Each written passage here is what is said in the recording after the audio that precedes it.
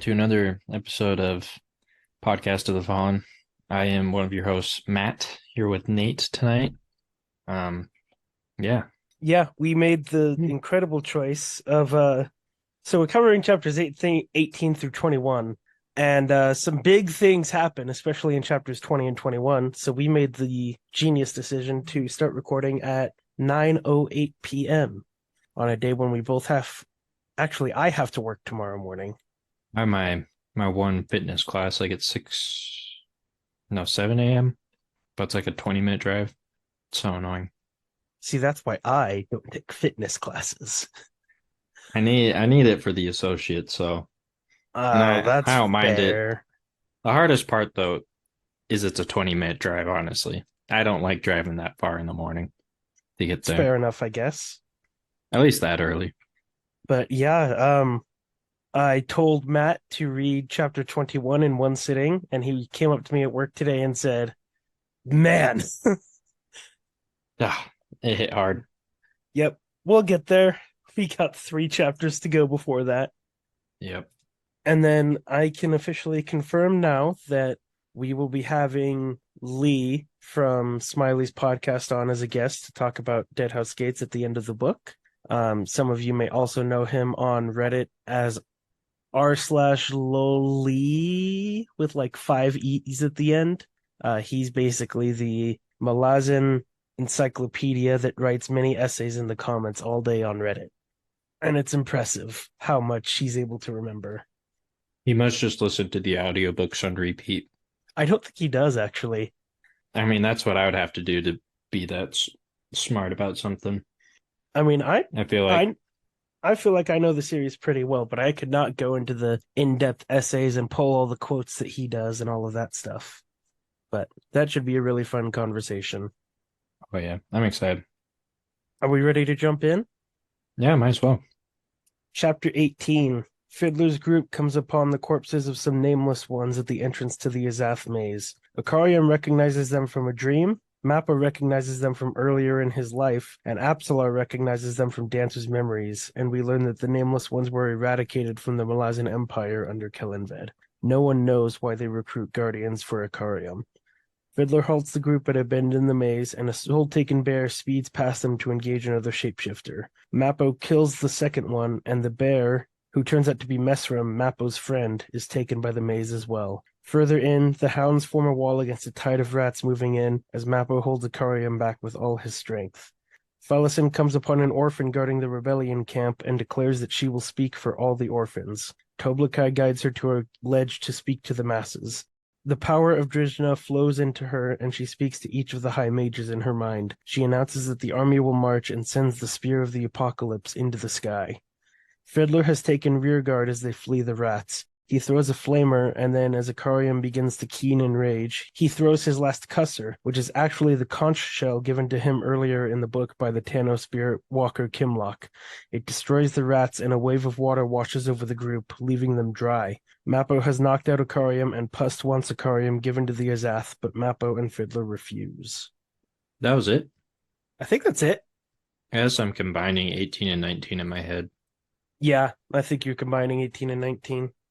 So yeah, that's all that happens in 18. First off, we have the nameless one bodies at the entrance to the maze, and everyone recognizes them. Yeah, I thought that was interesting. So I feel like a secret, they're a secret organization, more or less, right? Yeah, I mean, Mm, with a name like the nameless ones.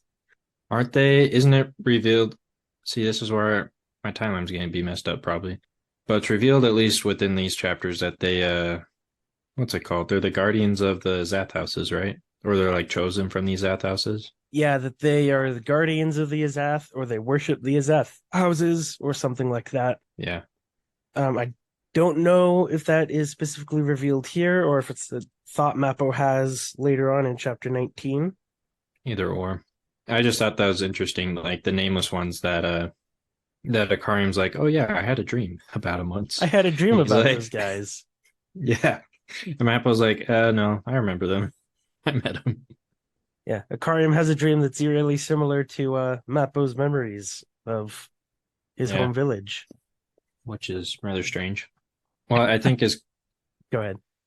Oh, I was just gonna say, what I think is kind of funny though is how much Apsalar pulls in of Dancer's memories throughout these whole chapters, through the I whole was Zathos. That's exactly what I was just about to bring up, is that every time throughout the whole book, anytime like there's something, they're like, what is this? Absolar's there with like, I have a little bit of information because Dancer was a busy man. Yep. Nameless ones eradicated from the Malazan Empire. Kellenred did not like them, so he Nope. eradicated the entire cult. Do you want to know how to get in? I know how to get in. I know the way. It's identical to the other one. Did you want to know who Shadowthrone and Cotillion are, even though you didn't really think that you needed to know who they are? Here's who they are. I know. I thought that was pretty cool. As well, the rats came back. Wasn't that the merchant dude? Yep. So they came back and what I think is I totally forgot what I was gonna say. There's like two trains of thoughts. I don't remember now. But the rats, back to them. I was just thinking like it talked about how much they had multiplied, it seemed like. Which I was They've like, that is just freaky to think about. they've grown powerful. Thousands of rats just swarming towards you You know? And it takes all of Mappo's whatever to stop Icarium from unleashing the rage monster. to just hold him back. Yeah. But I think it's funny is the hounds. Like I feel like we don't see them too much, but like what we can glean from like their actions and like minor tidbits here and there is I think it's kind of funny how like they split up and like go their separate ways, but then gather back. But one always seems to be by Icarium, which I thought was kind of interesting. But I was thinking, what is that one hound gonna do against Icarium? Like, I Yeah, don't know because how powerful they are, but at one point he just swats the one that's by him. Like he just swats it yeah, aside. yeah. Yeah. I'm like, what are you guys gonna do? Why do you keep like cowering? But it's crazy though how powerful they are against a lot of the soul taken and divers. Yeah, because the is that later on? Yep, that's later on. That's in the next chapter, so I'll save that. Hmm. Let's see. Mappo's friend gets killed and taken by the maze.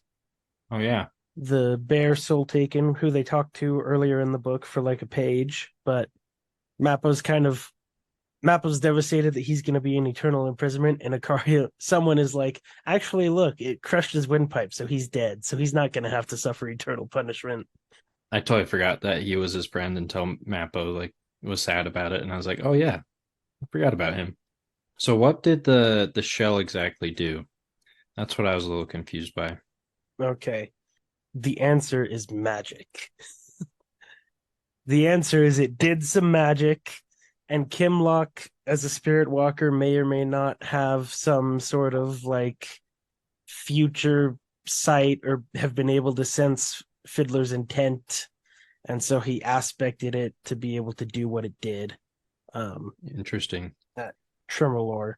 So yeah, a wave of like water full of like junk and ruins and stuff washes over them, but leaves them dry, and it like bursts all of the rats. Yeah, that's why I was a little confused. But I was like, did it wash away the rats or somehow kill them? That's weird. So it killed them all.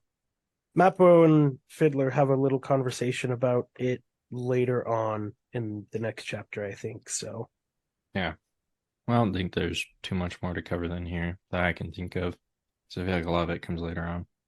I do love when Pust is wanting them to give Icarium to the Azath house. Fiddler and Mappo are saying no, and Fiddler pretends to have a cusser that he's ready to use to just blow them all up. And Pust is like, damned sappers, who invented them? Why, Kellenved, who else, who ascended to become your god? Oh yeah. I think it's so funny that Pust is still around and that they haven't got rid of him. Um, yeah, I don't have too much more about Fiddler's group. We have a little Fellison section here Oh yeah. where she comes upon an orphan and kind of shows some kindness to the orphan, declares she's going to speak for all of the children in the camp that don't have anyone to care for them. Um, and then this is the first time I've ever thought of this comparison, but then she has Toblakai lead her to the ledge where she's going to like stand up and speak to everyone from. And it just reminded me of that scene from The Princess Bride where uh he's like, Fezzik, if you please, everybody move.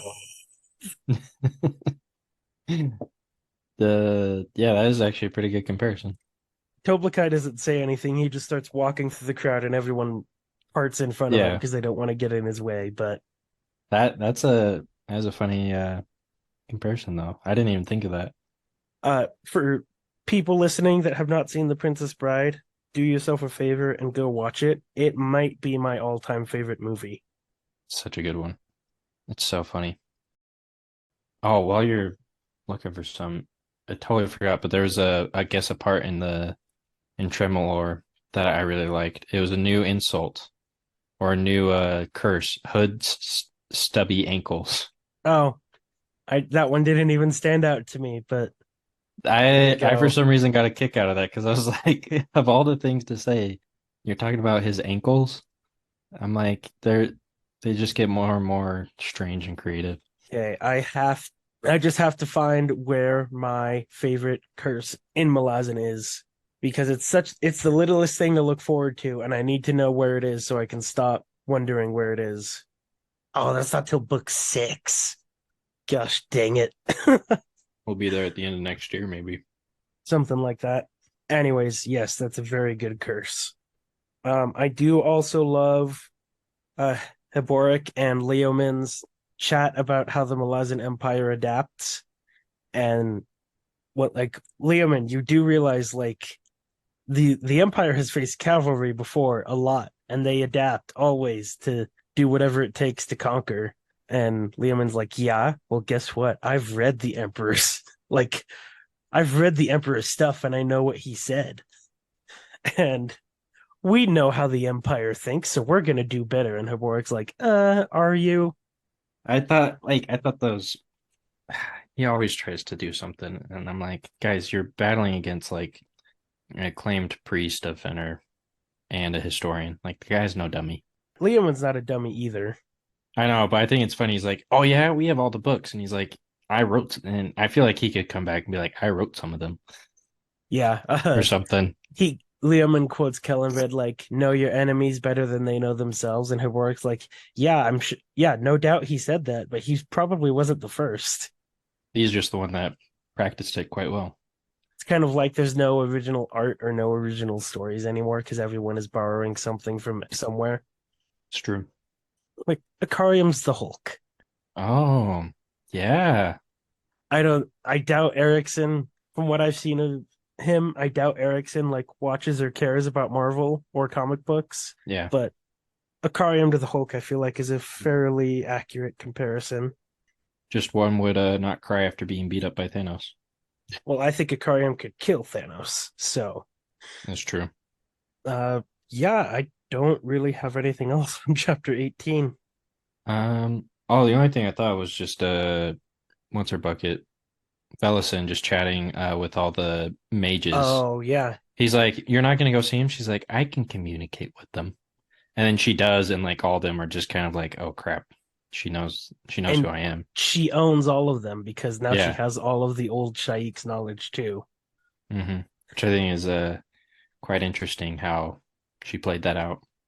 And she's like, the other two plot constantly against me, but they're the least of my problems because I know what they're doing. Lorik, you last one. I have no idea why you're here, who you are, or what you're thinking. And then she tells him to kneel, and he does like a half kneel with one knee, and she's like, ah, very pragmatic, as always.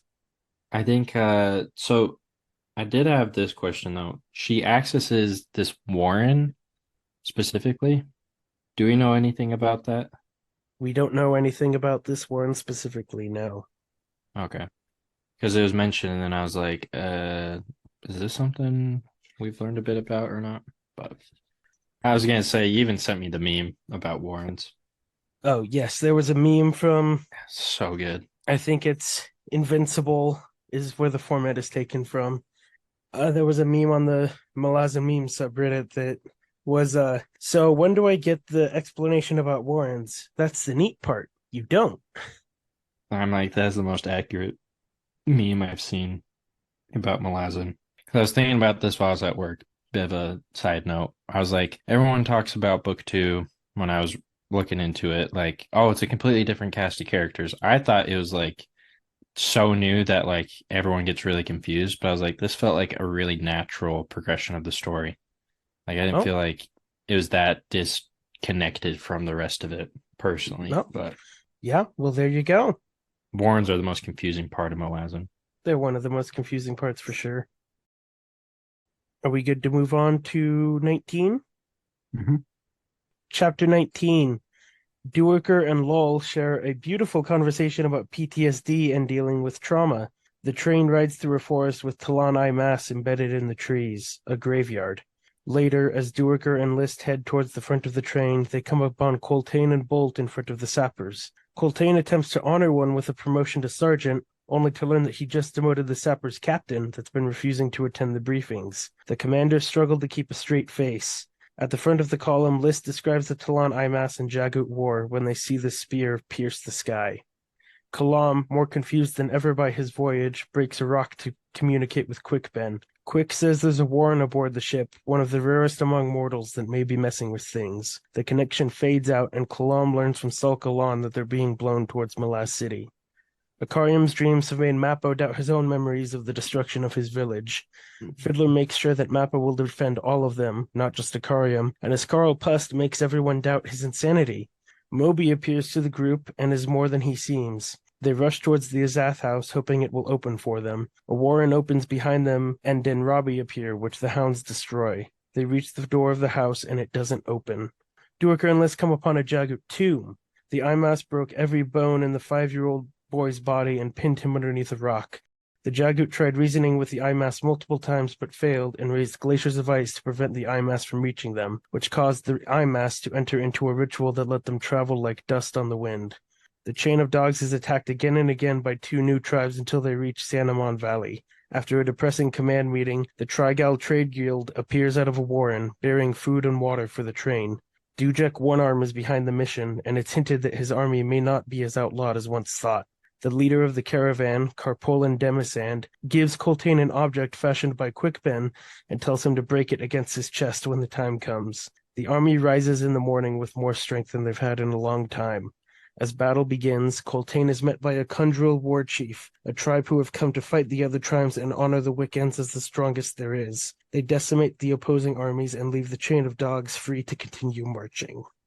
One of the longest summaries we've had so far. I know that was a long chapter. But let's dive right in. Moby's back. Yes.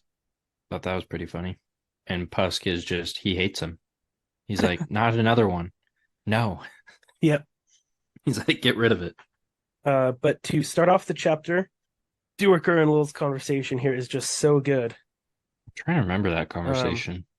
all those tomes you've read, those other thoughts from other men, other women, other times. How does a mortal make answer to what his or her kind are capable of? Does each of us, soldier or no, reach a point when all that we've seen, survived, changes us inside, irrevocably changes us? What do we become then? Less human or more human? Human enough or too human? Each of us has his own threshold. Soldier or no, we can only take so much before we cross over into something else, as if the world has shifted around us, though it's only our way of looking at it. And then some more stuff. More human or less human, that's for you to decide. Surely it has been written of by scholars, priests, philosophers. Efforts have been made, but those who themselves have crossed that threshold, well, they have few words to describe the place they found and little inclination to attempt to explain it. As I said, it's a place without intelligence, a place where thoughts wander formless, unlinked, lost. And then Lowell asks, well, how do I get through it? And Duiker says, sleight of hand. And then that comes back later. That comes back in like a couple pages when the sapper scene happens and they can't help but laugh. Oh, I know. Yeah, that I think Dewicker is such an interesting character because is that historian. And I think it's interesting to get that perspective of this is List, right? I think it's Or Lowell. is it Lol? Why do you have to do two L's? Come on. I'm getting confused. Can't keep them straight. Because one gets injured and disappears and then it like reverses. I don't know. Anyways, no, I remember loosely that because I just remember there's one part that talked about like it was probably later on once again, but just remind me of like the perspective of Like each person, like each soldier is different, but like none of it's recorded, it seems like, is kind of like the idea. The trauma battle, I guess, just eventually hits a point where just it's numb, which I feel Yep, like has been very obviously explained. unfortunately. And Duiker is at that point already. Yeah. Because he's just like, how can you even record this? Like, which I feel like is understandable. Like I think it puts history into a better perspective of like, yeah, we may have like really accurate documents, we may have like videos now and things like that in recordings, but it's still like it doesn't capture being there, like the actual moment. Like you're still coming at it with an outside perspective. Yeah, for sure. You're never going to be able to record feelings and stuff like that. Nope. So, but then we get the scene with the sappers and listening to a video the other day of it was Hmm. DLC Book Club who are currently reading through the series on the channel Critical Dragon, which is also a big Malazan YouTube channel. But one of them made the point that it's really impressive how Erickson, it doesn't feel like it's swinging, but Erickson like swings between tragedy and humor so well, but it doesn't feel like off-putting or like he's Mm. changed the tone or jarring. That's something that I really appreciate about the series. Yeah, I agree. Because this was, I thought it was pretty funny. Because he's like, you just demoted their captain. He's like, you were the captain? Well, you didn't really do anything as a captain. Oh, okay. Well, then you're the captain now. She's the captain? Well, she's not very good at that either. That doesn't matter. You're in charge. And the new captain's name is Bungle. Oh yeah. Because isn't it Bolt like, how do you feel about your new captain being Bungle named Bungle? It'll work out. He's like, it's fine. Fun fact about this scene: the reason that the Sappers captain never attended the briefings is because when they're in the city in Hissar at the beginning of the book, Erickson straight up forgot to include him as the character that attended the meeting. And rather than go back and Oh. rewrite it, he was like, I can work with this. So it's a joke throughout the whole book that you can't find the Sappers captain. No one knows who he is. They doubt he exists. So that this scene can happen at the end where Coltane screws up, but it's an imperial decree, so he has to go along with what he said. And like Duiker even looks over at Lowell, and Lowell is like grinning and says sleight of hand. I was like So there that. you go. It's so fitting. It was so fitting. So well done. And Coltane's like, I didn't know what to do. Yeah, I think it's so funny. Coltane. She's like, yeah, I guess, yeah. The sappers though always crack me up because I'm like, they are a different breed of soldier. 100%. Coltane is talking, like giving them a speech before he does the announcement. And Duiker's like, no, Coltane, keep going. Don't you realize the uglier and the meaner they stare at you, the more they're liking it? And that one line of, oh yeah, he can sleep walking. I've never seen the like before. He just puts one foot in front of the other, snoring away. Yeah, where was he? Oh, he was always asleep. His beauty sleep. He is quite the handsome sapper, as so's written. Yes. Not. Yeah, I love that scene so much. Yeah, because then the next scene, isn't it the Jagoot? Or is that later on? We get a bit of it here. Because we just can't kind of get the graves.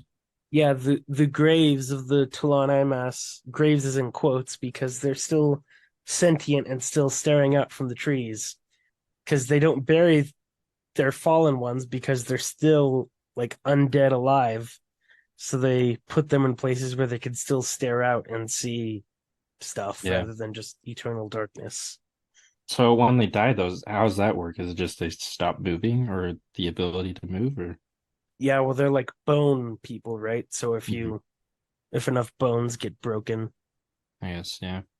That's really eerie. It's like the pictures and all the creepy movies where the eyes follow you.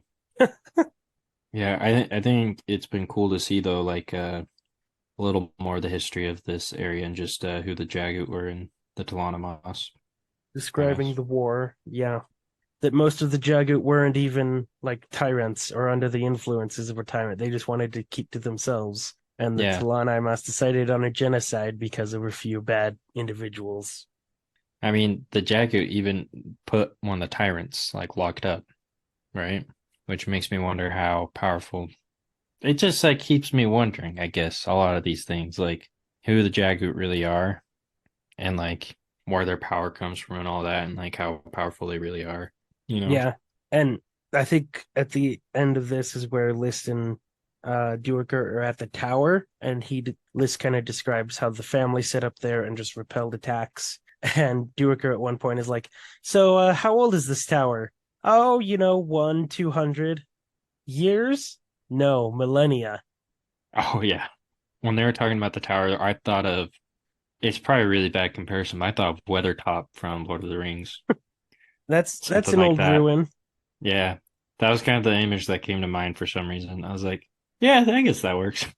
Yeah, I think because Wheel of Time, Lord of the Rings, it's like 3,000 years is ancient, and Malazan comes along and is like 3,000 years is old, but this is what ancient looks like. 200 Yeah. millennia old. 200,000 years. Yeah, that's insane. Yeah, and then our world is like modern humans were maybe just starting up at 200,000 years ago. Is that what they say? I thought it was 30,000. I could be Maybe it wrong. was the first humanoids, like the first ancestors of modern humans were starting up 200,000 years ago. I don't know. Maybe. Now I need to know. ChatGPT to the rescue. Modern humans evolved in Africa around 200,000 years ago, according to Natural History Museum, UK. That's what it's saying as well. The planet had ice ages and interglacial periods. Hunter gatherers, some variations in the coastlines due to the sea levels Yeah. because of glaciers and ices.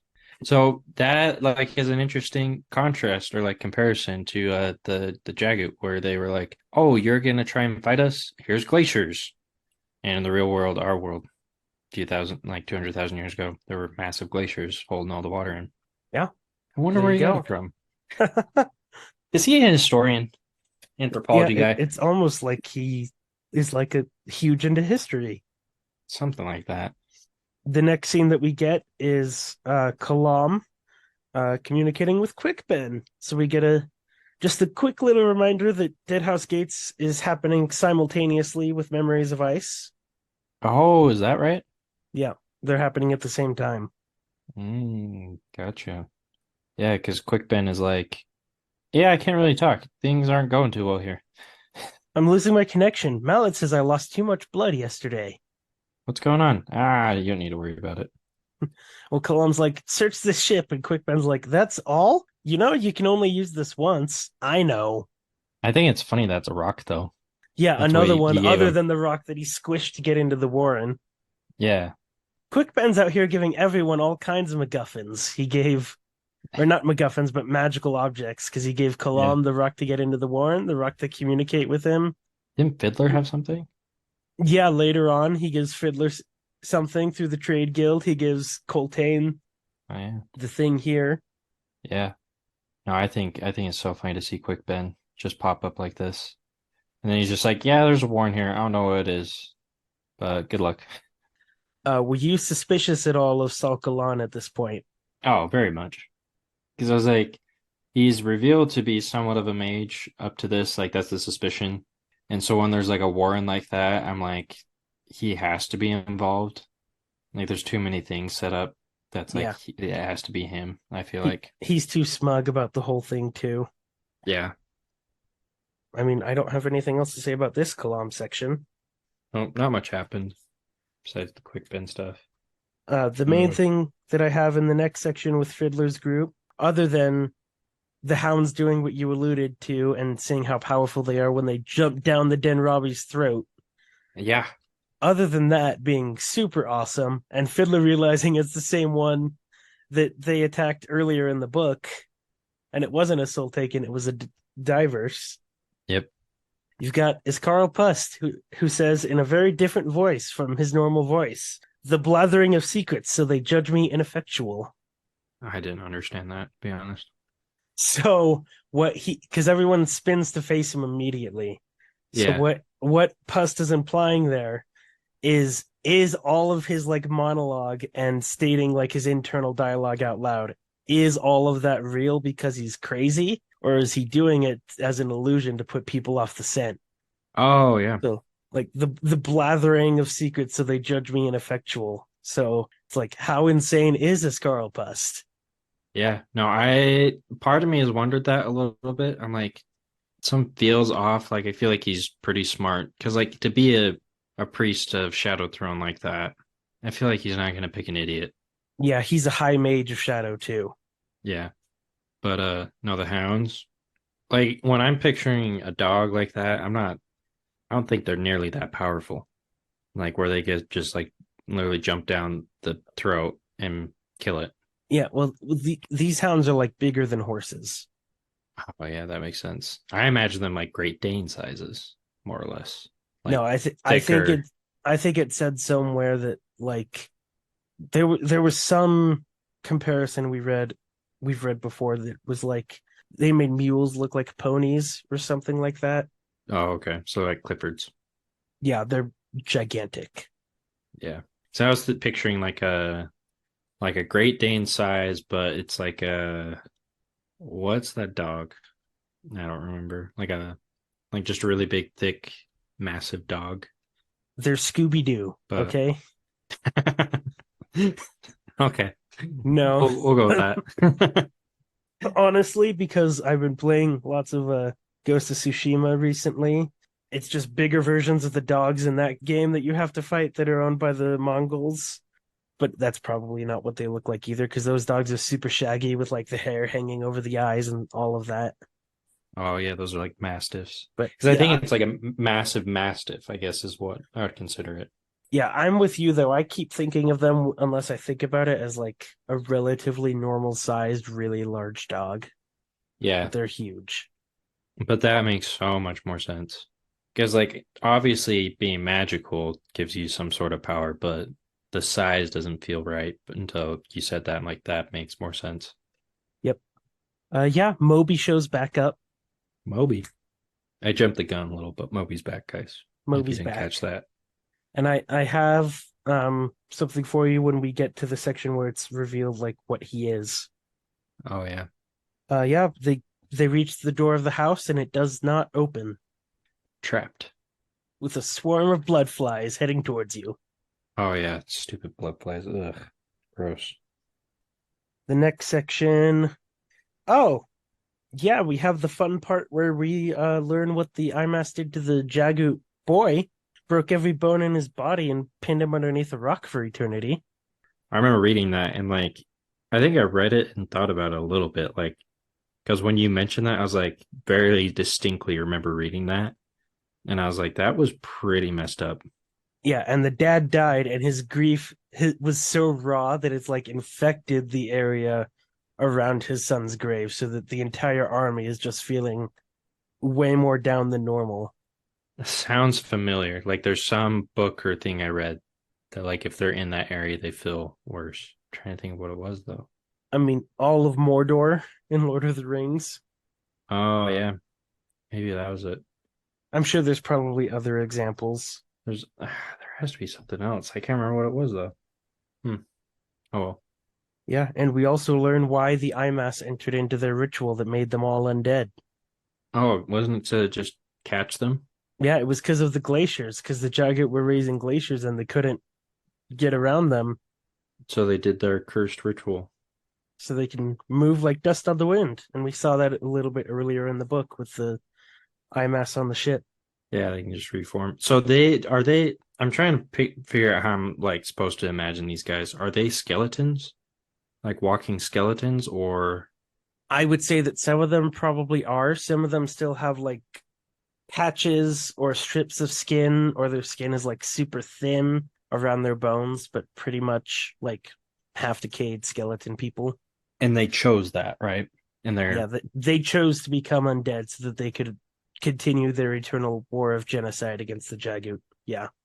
but they were like a normal race beforehand. I'll just give you a hint. There's a lot more of that coming up in the next book. I wondered.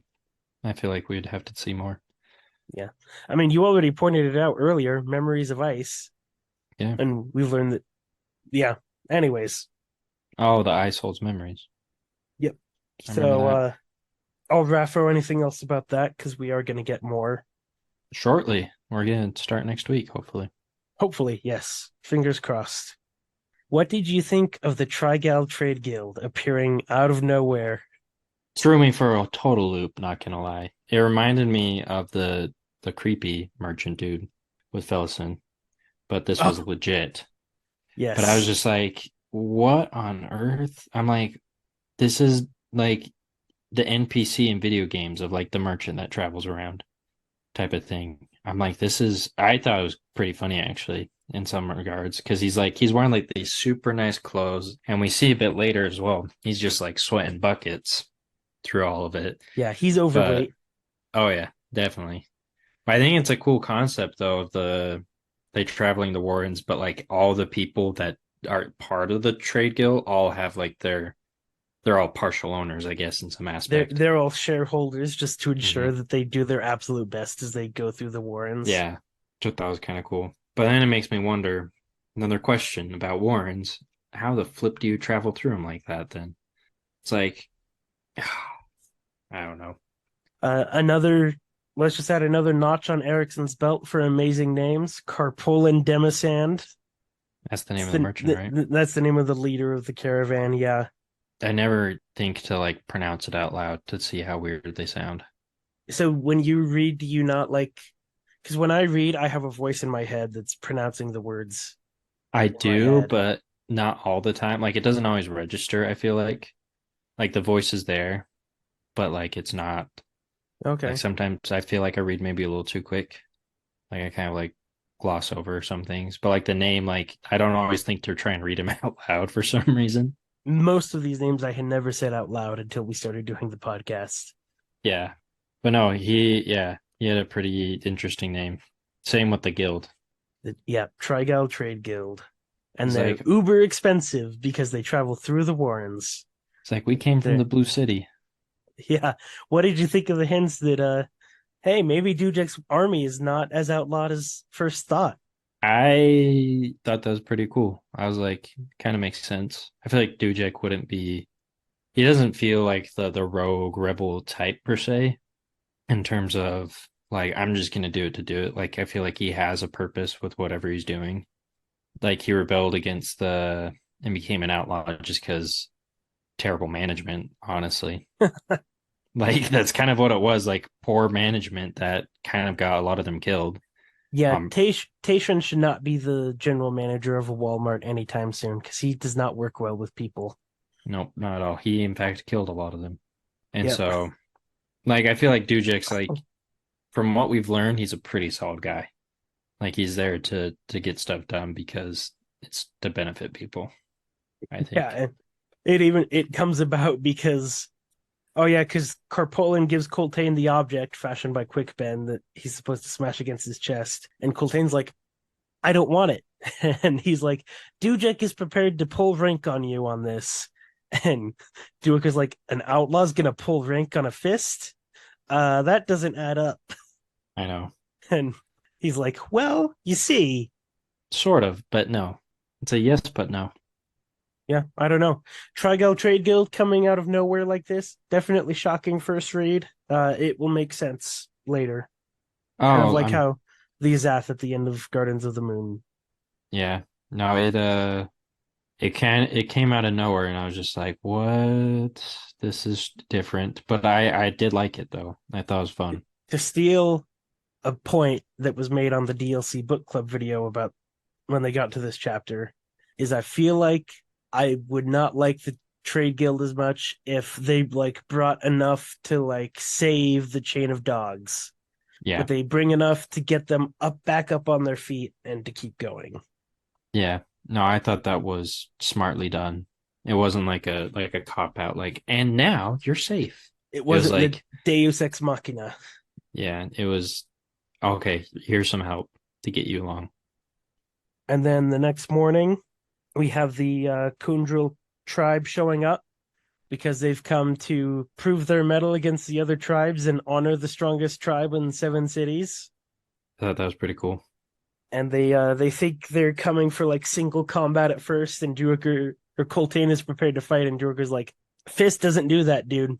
And Coltane's line of like, "So do I not get to choose how I die?" No, no, you don't. You're supposed to let everyone No, else no, die you as don't. the leader. You're a fist, so Yeah, you loyal please to the army. yeah. Did you have anything else about chapter 19? No, no, I didn't. Okay, let's move on. We only have one more chapter, and then we can talk about the big thing.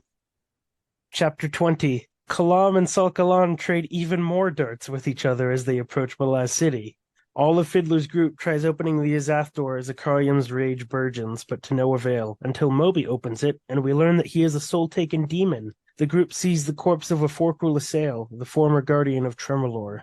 The Trigal Trade Guild shows up again, this time bringing Fiddler munitions. Moby was led to the house to be the house's new guardian. They also come upon Dasimul Tor's daughter, untouched by time and brought here after Hood was done using her. They leave, and the suit of armor in the hallway welcomes Moby. Coltane's army has been in a running battle for 40 hours without reprieve. Duiker is summoned to Coltane with a command to get the refugees to Erin. Coltane gives him the title of soldier, and Duiker accepts, and his nameless marine gives him a scrap of cloth, telling him to wait before reading it. Coltane intends to carve a path down Hood's throat. Duiker negotiates passage for the refugees with the Quran. That night, the refugees release their anguish. Duiker rejects the nobles' proposal that they go ahead of the rest of them, and he knocks out one of the nobles when challenged to a duel. Duiker pushes the refugees along the Erin Way towards the city. Some give up, sitting down on the road and accepting their fate. Duiker snatches up a child and takes it to the gates. Keneb, now a captain in the city guard, informs him that the soldiers on the wall are as close as they're allowed to get. Duiker is the last one through, reflecting on the chain of dogs as the gates close. Cotillion meets with Apt and Panic, the one-eyed child, in the Shadow Realm. He promises that Panic will never feel helpless again. Apt goes to help Kalam. Kalam is staring out over Malaz Harbor, the crew sleeping, when he is immobilized by Salkalan, who it turns out is actually Pearl.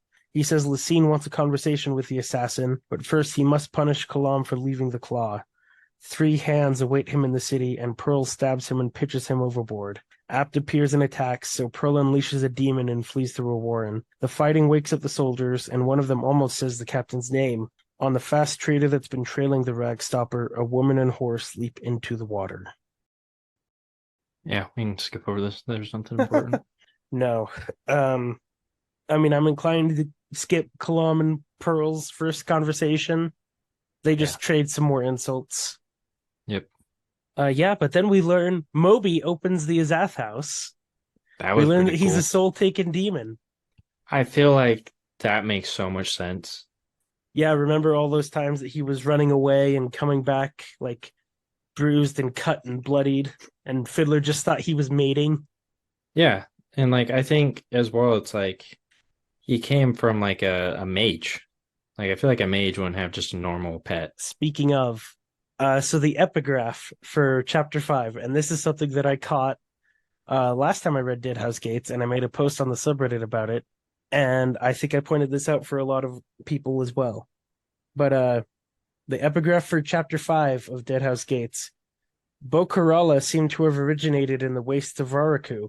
Before long, these social creatures spread outward and were soon seen throughout 7 cities. As efficacious rat control in settlements, the Bokarala were not only tolerated but often encouraged.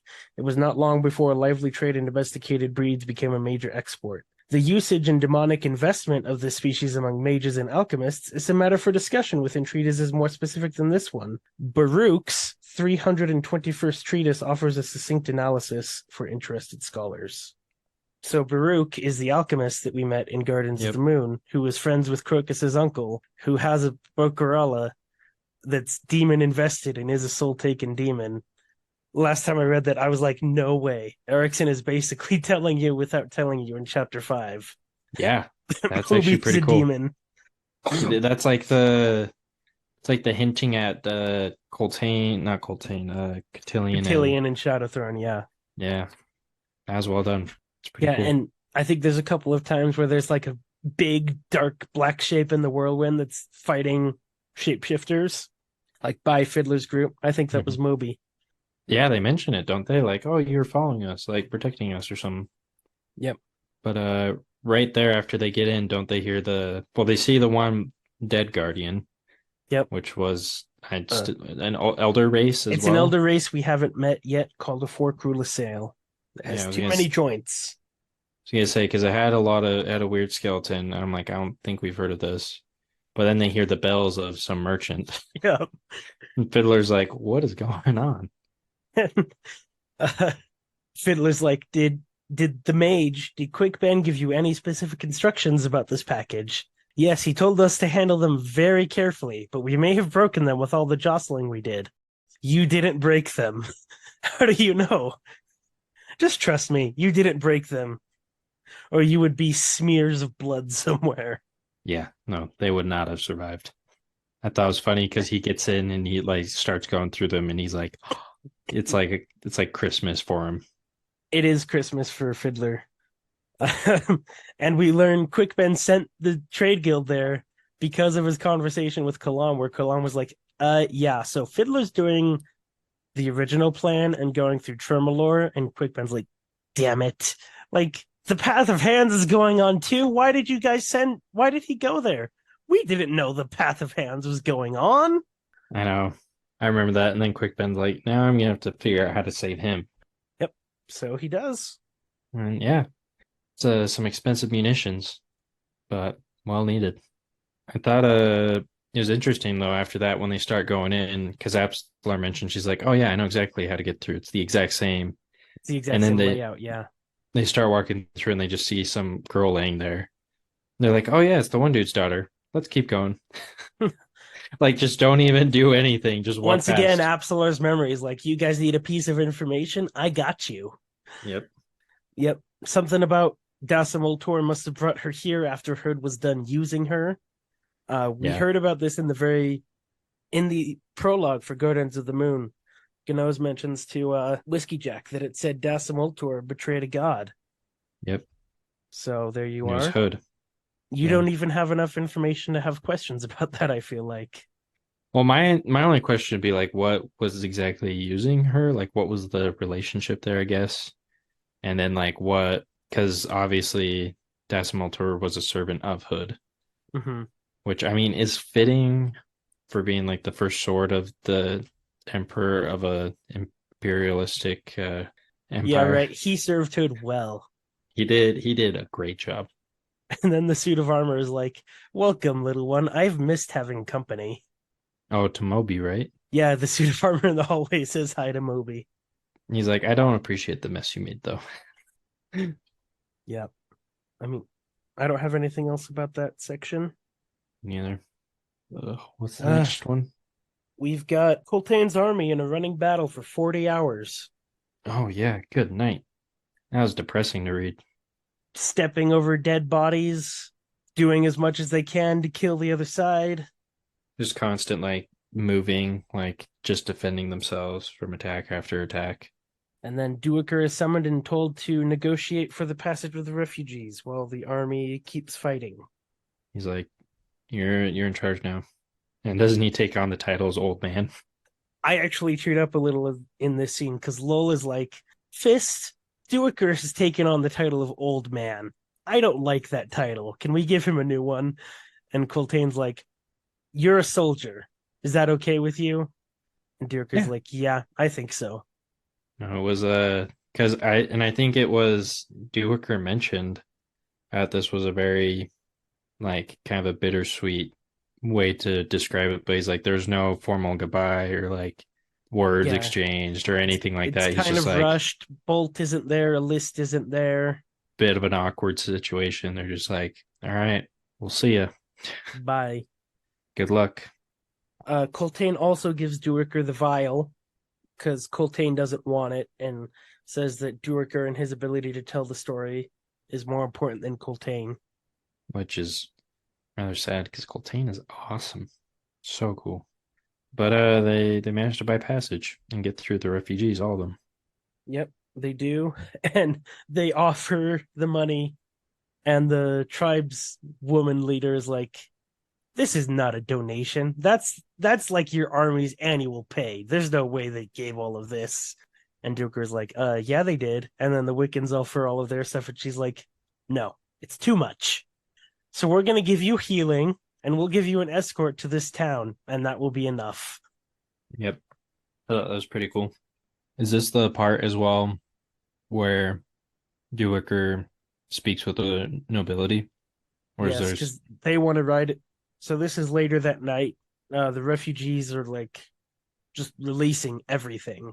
like it hits him finally? Uh-huh.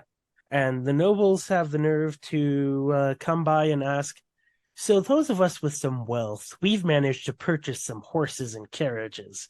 We would like to go on ahead and just prepare the way for you. I was so bugged.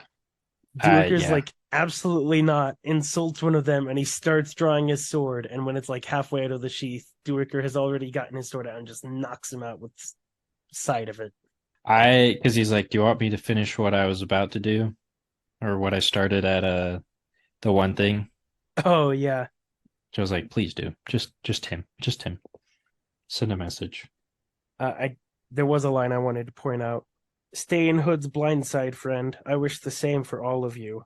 And Coltane, not a chance of that, Duiker. We intend to carve a bloody path right down the bastard's throat. I thought that was such a good line. They just know they're just accepting like what's gonna happen. Yeah. They're going out in style. Oh, and then Duiker starts pushing the refugees down the road, and some of So them sad. just give up. And there's like nothing he can do, like literally nothing. And he finds like the toddler wandering Oh, around. yeah.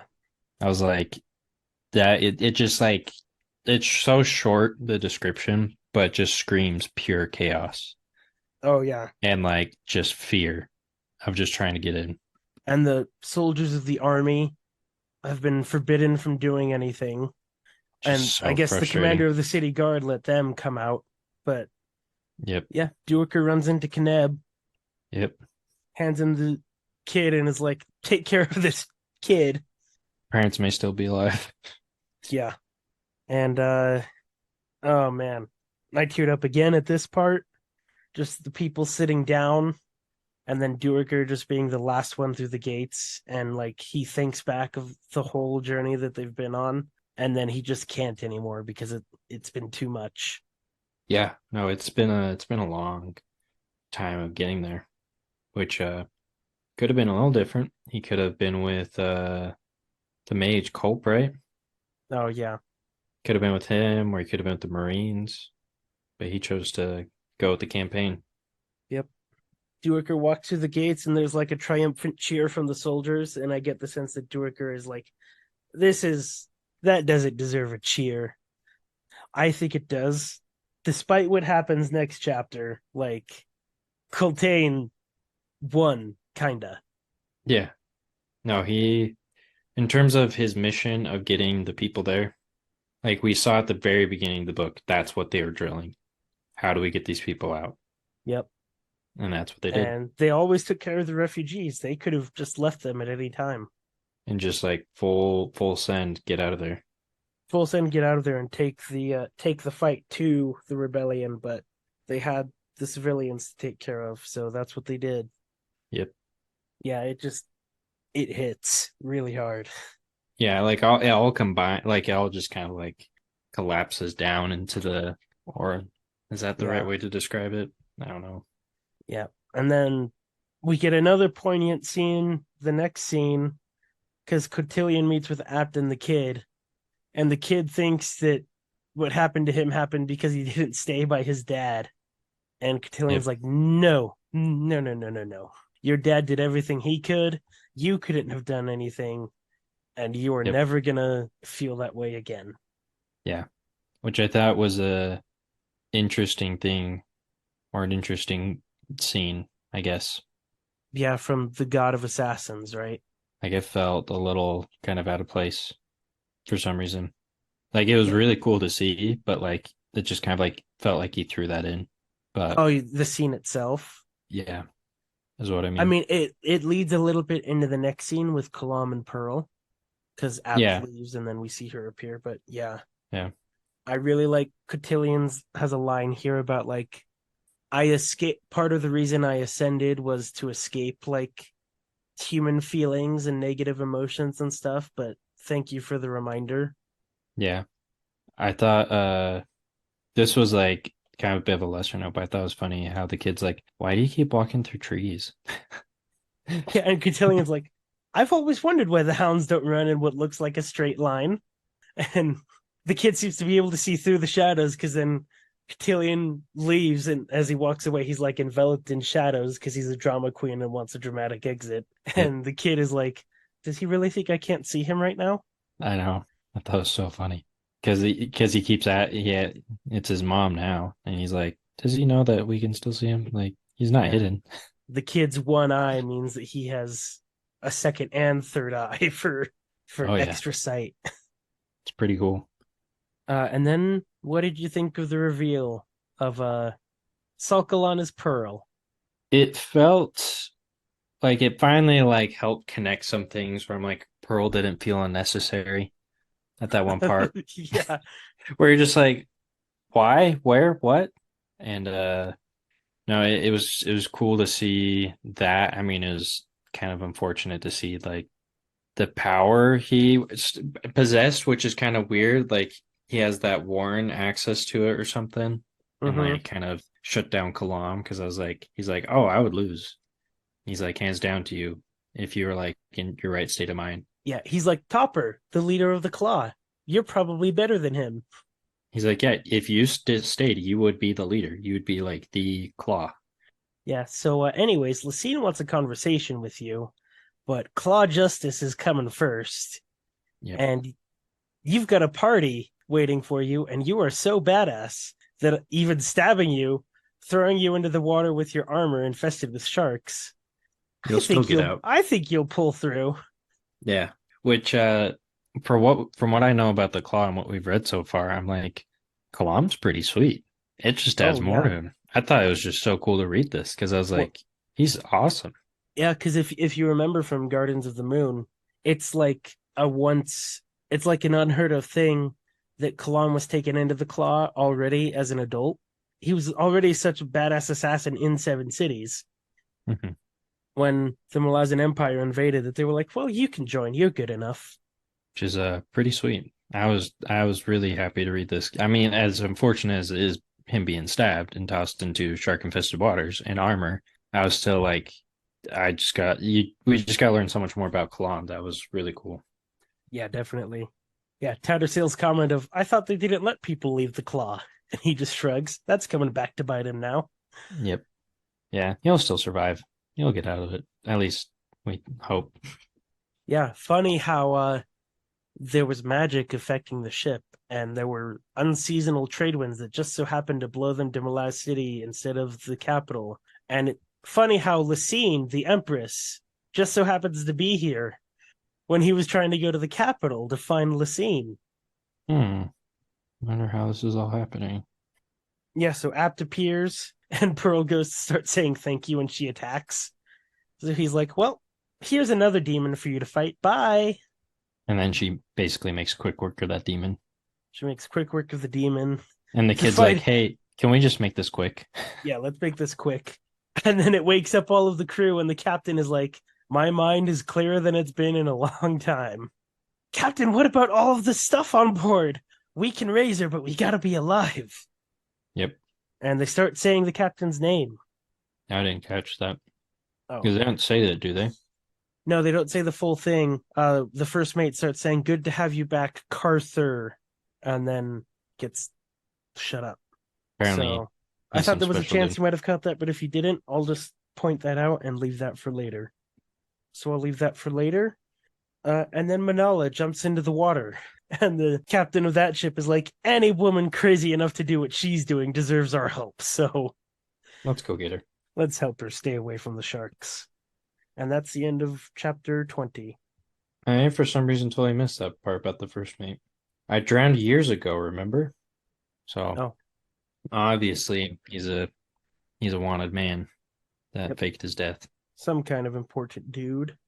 Raffo. Yep. It's our motto. I think our Raffo. motto is actually yep, because when Yep. I'm editing, the amount of yeps that I hear, we Oh say that yeah. so much. And the ums and ahs. But now we get to the big one. Yes. Shortest chapter in this section that we read. Shortest chapter, but the most important. Because when you're like you got to read all in one sitting if you can. I'm like, Ooh, we'll see if I can do that. And then Yeah. I was on the train this morning and I looked at it and it was like 10 pages and I was like, easy. I got this. Didn't realize what those 10 pages contained. Nope. I I did warn Matt. I said read chapter 21 all in one sitting if you can. And he was like, "Oh, so it's a good one?" And I didn't want to say like he didn't even I really just say said anything. yeah, but I didn't want to be like, "Oh, yeah." Yeah. He, Anyways, chapter 21. Felisin and Haborik talk about Felisin's bargain with the goddess. Shaik was not reborn, but remade. She will use Drijda's warren to transport them to Erin. Duerker is summoned to the top of the city wall, where he witnesses the final end of the chain of dogs.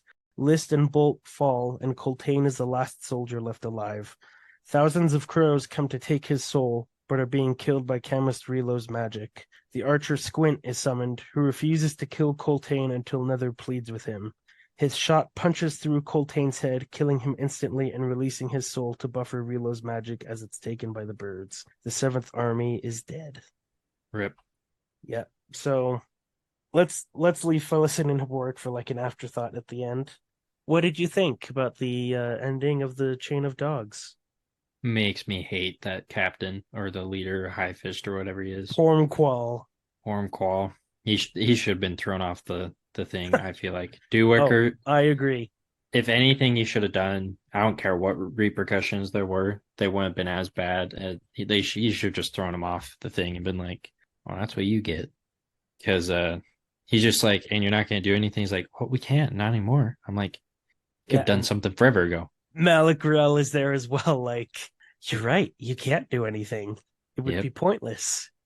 And all the soldiers are like, we want to help, Yeah, but but can't. soldiers' discipline and training is it gets very ingrained. Yeah, because it's they could have stopped the rebel fist easily if they had some support. But it was definitely a way to go out. They went out in style. Like, because they look at it and they're what I thought was crazy. First off, is all these mounds. They're the mass grave sites from the Yeah, Talana Mas. for when the Talani Masters attacked the city occupants, that's a whole other thing that they Oh yeah, mention. yeah. Just in passing. Oh yeah, no, those are just mass mounds. Yeah, Just all of graves. these mounds that surround the city, each one containing like thousands of people. Yeah. Yeah, the Talani Mas killed a lot of people at one point. Yep. And but it's crazy because I mean it opens up with like they're not too far away where they can't see anything, but they're close enough that they can see enough. And it's just crazy because they're just standing there at the standards and you just slowly see them like fall and like pretty sad. And then Soldiers fighting with no armor left on, no weapons in hand, just throwing their bodies in front of the enemy. and I mean Dewicker mentions he's like there's nothing left but just like flesh. Like there's no bodies per se.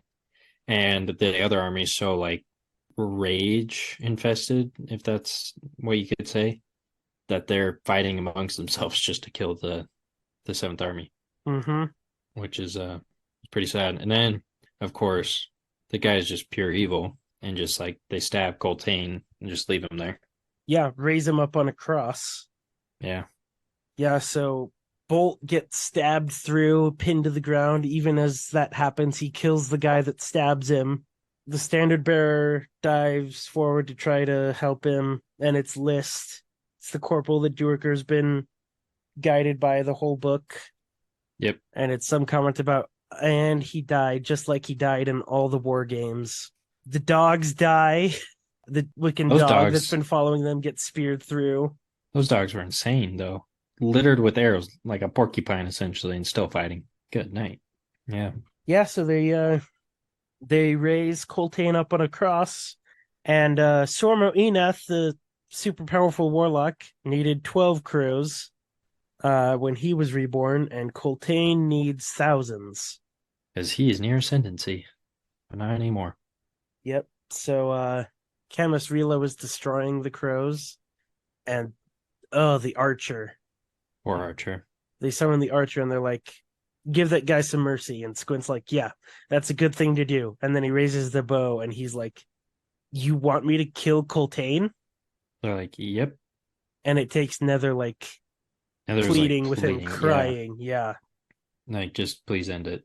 Because fortunately the Corporal Dom knows what's happening. Mm-hmm. So, and Squint is still looking at her when he releases the arrow. Like he was crying. Yeah, so that's why it goes high. But he also says it's half 1,000 paces away. So 500 paces, even from the top of a wall, that's impressive. That's a shot. Yeah, kills Coltane, and once again, like the power of a life force, like Coltane's soul is released, and it buffets away all of the magic that's trying to kill the crows, and they all fly away. Yeah. No, I remember when I finished this, well, I remember at work I told you I was like, yeah, no, I was on the train and like I finished it and I just put the book away and I was like, I was sad.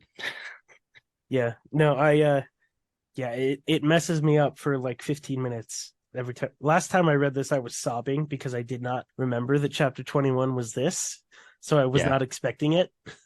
It didn't hit me quite that hard this time, but Yeah. It was it was like I mean I mentioned I don't really cry or anything, but like it did hit me. I was just like, dang, I really liked Coltane. He was cool. Him and his uncle. And it was just so unfortunate to see like after all that, like I'm happy, which is kind of sad to say that you're happy about the way they died, but like they went out like in a blaze of glory where I feel like they went out how they would want to go out, like being a soldier and a war chief or yes, something. It's just kind of like their mentality, I feel like, but yeah, I don't know. it so it for me every time I read it, there's a sense of like no, can it end differently this time? I know. like because I agree with what Dudek's message was. The Malazan army can't lose Coltane. I feel like Coltane has shown he's a genius, Oh and so yeah. they need him for like the campaign to try to take back seven cities. But even without that, it's like the level of honor that he shows throughout the whole book of like never abandoning the refugees. And just Um, like I think the Wiccan clans in general, like they're like as kind of bit too crazy sometimes. They're like what you mentioned, like very honorable. Like they stick to what they believe. yeah, Coltane is proof as well. I think you don't have to be good with people to be a good leader. Yeah. Coltane let Bolt do all the talking with people because and kept himself aloof. But Yeah. And I think it does show as well. It's like you like if you have the right people around you, like he had his uncle, like Bolts, then you can have a lot of success. Like I mean, if it was just Coltane, I don't think he would have been as successful. I feel like Bolt being there really assisted in that. yeah, So, but it was a bittersweet ending for it. yep. And I know I say all the time, I've heard Erickson say, but one of the things that he says kind of guided him through the chain of dogs, and I could totally be butchering the context of this quote, but I think it was said about the chain of dogs specifically, is that he realized he was writing a tragedy with fantasy elements and not fantasy with tragedy elements.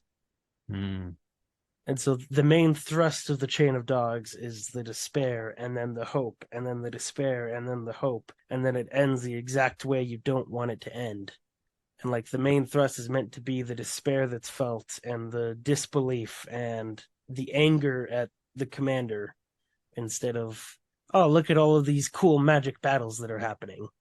yeah, which I think it was the right choice to tell like a impactful story. I think in terms of just storytelling in general, I feel like that was the right move.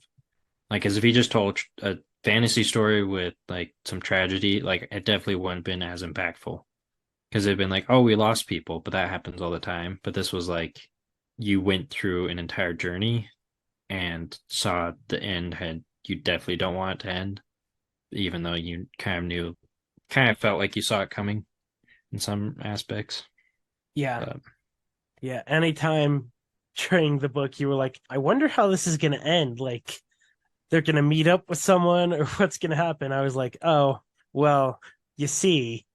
yeah, because I was like, part of me was like feeling like, well, this is a story. Like it has to end like in a better way, right? Like they have to figure a way to at least get out or hold out, and then it's like a cliffhanger for the next book or something. But part of me was like, I feel like it is not going to end how I'm going to want it to end. And like I thought though the entire campaign, refugees included, would be destroyed and like just a Uh, handful would escape. So I'm happy to see that. And I think it makes it even better that the refugees made it. yeah, it makes you not hate it as much because Coltane did what he wanted to do. Yeah. Yep. So, I mean, saved roughly 30,000 lives ish. Ish. Which I mean, I keep forgetting how big, Oh yeah, it's massive. like how big it is. Just how big this campaign was and this journey was. Yeah, Duiker at one point mentions like the entire train was like almost an Imperial League long, which is probably like 3 or 4 miles. Yeah. Which is just insane to think about. So probably over 45,000 people. No, it was like I just forget the scale of some of these things. Like it's so hard to imagine and like I feel like capture sometimes in words without being over the top. Yeah, for sure. So Because yeah. you stay with the individual characters and then yeah. Well, anything else on the tragedy of the chain of dogs? Nope. Okay.